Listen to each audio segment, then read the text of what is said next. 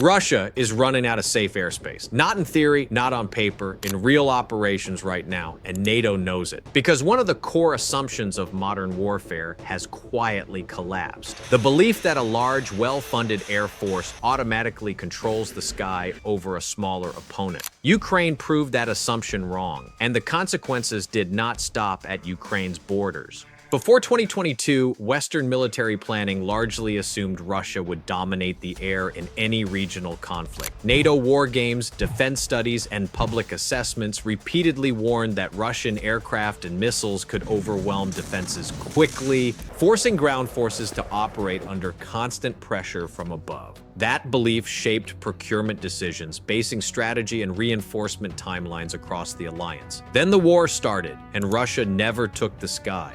According to public statements from US and European defense officials, Russia failed to achieve sustained air superiority at any point during the invasion of Ukraine. Ukrainian aircraft continued flying. Ukrainian air defenses remained active. Russian pilots were forced to operate cautiously, often at long range, avoiding the very airspace they were expected to control. That failure did more than alter the battlefield in Ukraine. It changed the meaning of safety in Russian airspace. Because once an air force loses confidence near the front, danger does not stay at the front.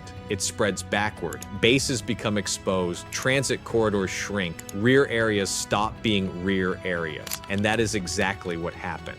From the opening weeks of the invasion, Ukrainian air defenses forced Russian aviation to adapt. Fighters and bombers stopped flying deep strike profiles. Helicopters that initially attempted low-altitude penetration suffered heavy losses, a pattern later discussed openly by Western analysts at institutions like the Royal United Services Institute. Russian aviation shifted towards standoff weapons, prioritizing pilot survival over effectiveness. That is not dominance. That is risk management. Ukraine did not need to close the sky. It only needed to make it dangerous enough that Russian planners could no longer assume freedom of movement. Mobile surface-to-air missile systems, decoys, constant relocation, and the integration of Western-supplied air defenses created uncertainty. And uncertainty is poison for air operations. Western officials have stated repeatedly that Ukrainian air defenses survived precisely because they were not static. Systems moved, emitters appeared and vanished, fake targets drew fire, real systems waited. That forced attackers to guess, and in air warfare, guessing gets aircraft killed. At low altitude, the danger multiplied. Shoulder-fired missiles supplied by NATO countries, publicly confirmed by governments in the United States, the United Kingdom, Poland, and others, created dense threat zones for helicopters and attack aircraft. Open-source analysis documented a sharp reduction in Russian helicopter operations after early losses. Russia did not abandon helicopters because they stopped being useful. It reduced their use because the airspace stopped being safe. The result was a distorted air war. Russian aircraft still flew. Missiles were still launched, but the sky itself became contested in ways pre-war models never anticipated. Then the danger moved deeper. By late 2022 and into 2023, Ukraine expanded its reach beyond the front lines. Long-range drones and missiles began striking airfields, radar sites, and logistics hubs inside Russian-controlled territory. Attacks on bases such as Engels, confirmed by satellite imagery and reported by outlets including Reuters and the Associated Press, showed that even strategic aviation hubs were no longer immune. This mattered for more than symbolism. Air power depends on rhythm. Sorties require maintenance. Maintenance requires secure facilities. Secure facilities require predictable safety. Once that predictability disappears, operational tempo falls. Russian aircraft were pushed farther from the battlefield. Transit times increased. Fuel consumption rose. Maintenance cycles stretched. None of this makes headlines on its own, but together it reduces how often aircraft can fly and how much pressure they can apply. Nowhere was this shift clearer than in Crimea. For years, Crimea was treated as a fortress. Russian media and military commentary regularly described it as one of the most heavily defended regions in Europe. Layered air defenses, coastal missile systems, naval assets protected by overlapping coverage. Ukraine dismantled that assumption step by step. The sinking of the Moskva cruiser in April 2022 shattered the image of naval invulnerability. Western officials later stated they assessed a Ukrainian missile strike as the likely cause. That was only the beginning. Over the following years, Ukraine used drones, missiles, and unconventional naval systems to strike ships, ports, and airfields across Crimea. These attacks were widely documented and verified using satellite imagery and geolocated footage. The effect was not annihilation, it was displacement.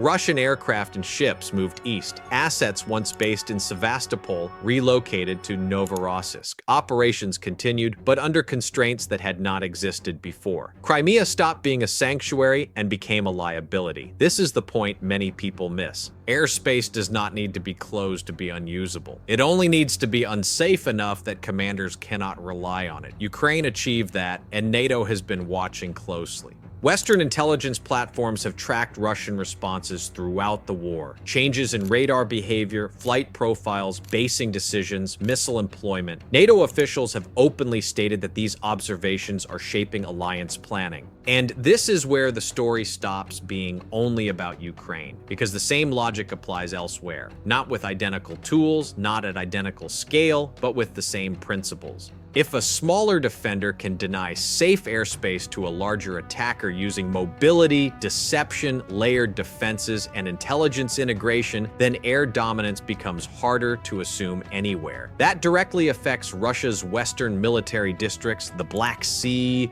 the Baltic region, and even parts of Russia's own territory. Russia still has aircraft, it still has missiles, it still has air defenses. What it no longer has is uncontested confidence in the sky. And in modern warfare, confidence is what allows air power to shape the battlefield. Without it, airspace becomes something you endure, not something you control. This is where modern warfare is explained without the noise. Subscribe if you want to stay ahead of what's coming. The idea of safe airspace didn't break because of fighter jets or stealth bombers. It broke because of something cheaper, slower, and harder to stop. Drones. Before the war in Ukraine, drones were treated as supporting tools. Useful for reconnaissance, occasionally useful for strikes, rarely decisive on their own. That assumption collapsed almost immediately once the fighting began. From early 2022 onward, drones stopped being accessories and became central to how airspace was contested. Ukrainian forces used everything from military-grade systems to modified commercial quadcopters to observe, target, and strike Russian positions. Over time, this created a constant layered presence in the sky that made movement visible and bases vulnerable. Western analysts at organizations like the Institute for the Study of War and the Royal United Services Institute have consistently highlighted two effects. Drones expanded surveillance to levels previously possible only with large aircraft or satellites, and they introduced a persistent threat that did not require air superiority to be effective.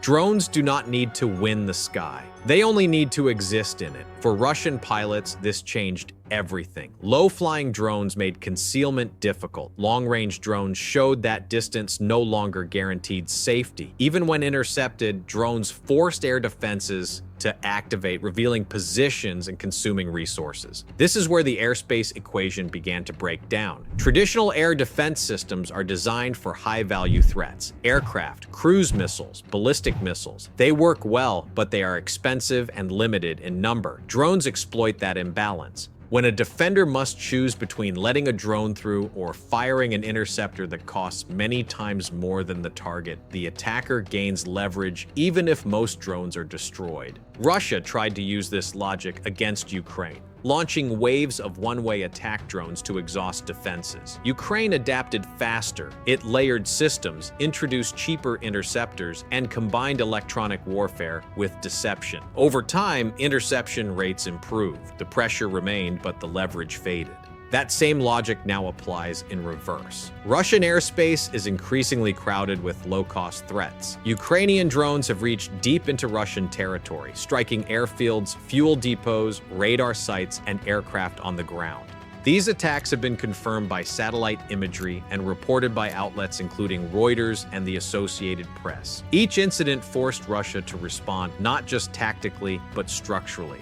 Airbases that once operated freely now require heavier defenses. Aircraft must be dispersed, patrols increase, maintenance becomes more complex. Every defensive step adds friction. This is why drones matter far beyond their payload. They turn airspace into a constant problem instead of an occasional one. Russia has responded by expanding electronic warfare, improving short-range air defenses, and relocating assets. Analysts at CSIS and RUSI have documented these adaptations in detail, but adaptation has limits. Electronic warfare is not foolproof. Short-range defenses require manpower and ammunition. Relocation increases distance from the battlefield, reducing tempo. The key point is not whether Russia can stop every drone. No modern military can. The point is that drones make safety temporary. This brings us to glide bombs. Russia's growing reliance on glide bombs is often described as innovation. In reality, it is a workaround. Glide bombs allow aircraft to release weapons from outside the most dangerous zones. They reduce exposure time and keep pilots alive. But they also reveal a constraint. An air force that controls the sky does not need to bomb for maximum range. It flies closer. It loiters. It supports ground forces directly. The fact that Russian aircraft increasingly rely on standoff release profiles tells us something important. The airspace below those release points is no longer considered safe. Western defense officials have publicly noted that Russian pilots often operate at predictable altitudes and distances to stay outside Ukrainian air defense envelopes. That predictability creates new vulnerabilities. Once release zones are mapped, they can be contested. Once patterns are understood, defenses adapt. This is the cycle that keeps tightening the sky. The same logic applies to Russia's rear areas. Airspace once assumed secure now demands constant protection. Long-range drones and missiles have forced Russia to invest heavily in defending bases far from the front. Engels Air Base is the clearest example. Despite being deep inside Russia, it has been struck multiple times, demonstrating that distance alone no longer guarantees safety. Open source analysis shows Russia adjusting basing for strategic aircraft, reinforcing defenses, and altering sortie schedules. Operations continue, but at reduced speed. And in warfare, slowed air power is weakened air power. This is where NATO's role becomes decisive. NATO is not just observing these developments, it is absorbing them. Alliance officials have stated openly that lessons from Ukraine are shaping procurement, training, and doctrine. Counter-drone systems are being prioritized, sensor networks are being integrated across borders. Air defenses are being layered not just for missiles, but for volume, persistence, and economic sustainability. NATO does not need to dominate the air over Russia. It only needs to deny Russia the assumption that its own airspace is safe, and that assumption is already eroding. For decades, NATO prepared for air war the wrong way, not because its planners were incompetent, but because their assumptions belonged to a different era. Air superiority was treated as something you seize through dominance. Better aircraft, better pilots, better missiles, win the opening phase, control the sky.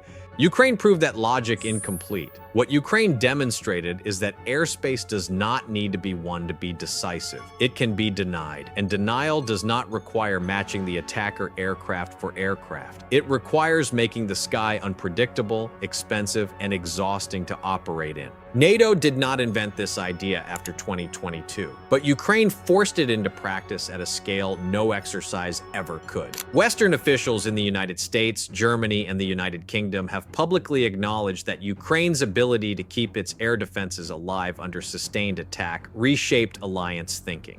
The lesson was not that Russian air power was weak. It was that modern air power struggles when forced to operate inside an environment saturated with sensors, cheap threats, and rapid adaptation. That lesson now sits at the core of NATO's counter-air evolution. Instead of building air defense purely around stopping the most advanced threats, NATO is restructuring around volume and endurance.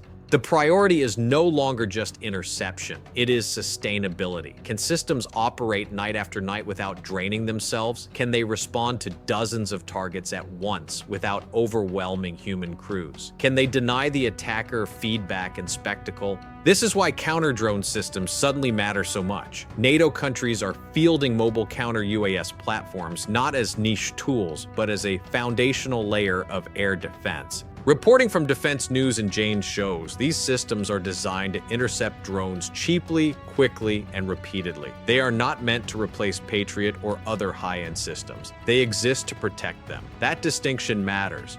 High-end air defenses are designed to stop aircraft and missiles that justify their cost. Using them against cheap drones creates an economic trap. NATO watched Ukraine face that dilemma early in the war and is determined not to repeat it. Automation is the second pillar of the shift. Drone saturation exposed a problem that has little to do with firepower and everything to do with human limits. When dozens of targets appear simultaneously, even highly trained crews face decision overload. Western analysts have described this as a bandwidth problem, not a weapons problem. Modern NATO counter-air systems increasingly rely on sensor fusion and automated target assignment. Radar, electro-optical, infrared, and passive sensors feed into software that prioritizes threats and assigns interceptors. Human operators supervise rather than manually manage every engagement. Defense industry reporting and NATO exercises have demonstrated this approach repeatedly. Ukraine provided the real-world test. This is where Russia's air defense architecture struggles. Russian doctrine emphasizes centralized command and hierarchical decision-making. That structure works well against limited numbers of high-speed threats. It becomes strained when confronted by dozens of slow, low-cost targets arriving from multiple directions. Analysts at RAND and RUSI have noted that centralized systems lose efficiency under saturation. Detection to engagement timelines stretch, misallocation risks increase, and once defenders are forced to choose which threats matter most, the attacker regains leverage. NATO's answer is distribution. Rather than relying on a small number of powerful nodes, NATO is building layered networks of sensors and interceptors that can operate semi-independently. Mobile systems shift as threat patterns change, data is shared across borders. Engagement authority is pushed lower when necessary. The goal is not perfection, it is resilience. This directly affects how safe Russian airspace actually is. If NATO can deny safe airspace without firing a single aircraft across a border, Russia's options shrink. Airbases near NATO territory require heavier defenses. Transit routes become predictable under surveillance, exercises lose flexibility, escalation thresholds tighten because miscalculation becomes more likely. Russia does not need to lose an air battle for this to matter. It only needs to lose confidence. And that confidence is already eroding. We see it in flight profiles, in basing decisions, in reliance on standoff weapons, in the resources poured into defending rear areas that were once assumed secure. NATO does not need to announce these effects. The data is visible. What Ukraine proved is that airspace is not binary. It is not simply controlled or uncontested. It exists on a spectrum. And once it shifts toward danger, reversing that shift is extremely difficult. Russia is learning this in real time. Every adaptation it makes is observed. Every relocation introduces new vulnerabilities. Every additional layer of defense adds cost and complexity. And that leads to the conclusion Moscow now faces. The airspace problem is no longer local to Ukraine. It is no longer temporary. It is no longer something that can be solved with one new system or one doctrinal tweak. It is structural. Airspace is not just a battlefield advantage. It is an escalation tool. For decades, Russia relied on air power to apply pressure without triggering full-scale war. Aircraft probing borders, bombers flying near NATO airspace, missiles launched from protected distances. These actions were designed to signal strength while maintaining control. That strategy only works if airspace is safe. Ukraine changed that. Once aircraft are forced to fly defensively, escalation becomes harder to manage. Pilots stay farther back, weapons are released earlier, accuracy drops. What was once a controlled signal turns into a blunt, inefficient tool. Western analysts at institutions like RAND and RUSI have long noted that air power is most effective politically when it is precise, predictable, and survivable. When those conditions disappear, air power stops being leverage and starts becoming risk. That is now Russia's problem. Near NATO borders, Russian aircraft must assume constant surveillance. NATO openly acknowledges continuous ISR coverage over the Baltic, Black Sea, and Arctic regions. Flights are tracked, patterns are mapped, there is no ambiguity and no deniability. Pulling aircraft farther back does not solve the problem. Missiles take longer to arrive. Sortie rates fall. Pressure weakens instead of intensifying. The usable space for escalation narrows. Ukraine forced Russia into this dilemma first. NATO understands the same effect can be achieved without crossing a single border. This is why safe airspace matters. When airspace is contested, the escalation ladder compresses. Low-risk pressure options lose value. What remains are higher-risk moves with higher consequences. For a nuclear-armed state, that is an uncomfortable position. Russia can still fly aircraft. It can still launch missiles. But it does so knowing the sky is watched. Defenses are layered and responses are faster than before. That knowledge alone changes behavior. When airspace stops being safe, the effects don't stay in the sky. They spread outward into planning, logistics, basing, and ultimately strategy itself.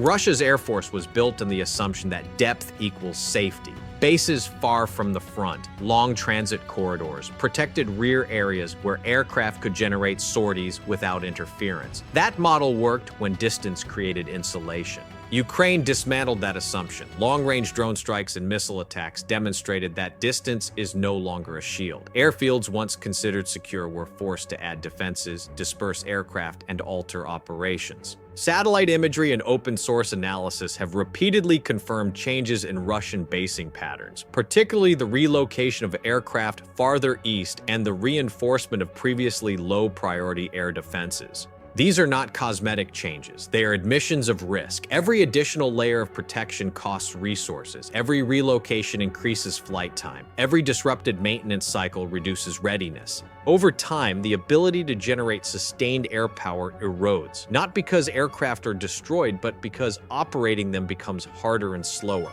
This matters because air power is not just about striking targets. It is about shaping behavior. When aircraft can appear anywhere, anytime, pressure builds. When aircraft must be protected, scheduled, and constrained, pressure fades. Russia still launches missiles. It still flies combat aircraft. But its air operations increasingly resemble attrition management rather than dominance. That is a fundamental shift, and it extends beyond Ukraine. NATO planners understand that the same conditions that made Ukrainian airspace dangerous can be applied along the alliance's eastern flank, not by mirroring Ukraine's capabilities exactly, but by applying the same principles: mobility over permanence, denial over dominance, cost symmetry over prestige systems.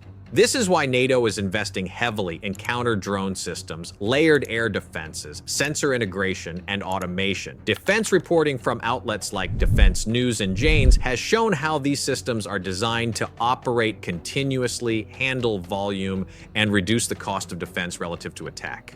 The objective is not to shoot down everything. It is to make air operations routine, boring, and ineffective for an adversary. That objective has strategic consequences. When airspace is denied rather than dominated, escalation becomes harder to manage. Pressure tools lose precision. The attacker is forced to choose between escalation and restraint. That choice becomes sharper when low-risk options disappear. Russia is now facing that reality. Its airspace is not closed, but it is increasingly crowded with risk. Drones, missiles, surveillance platforms, and layered defenses have turned the sky into a contested environment even far from the front lines. Every adaptation Russia makes is visible. Every workaround reveals another constraint.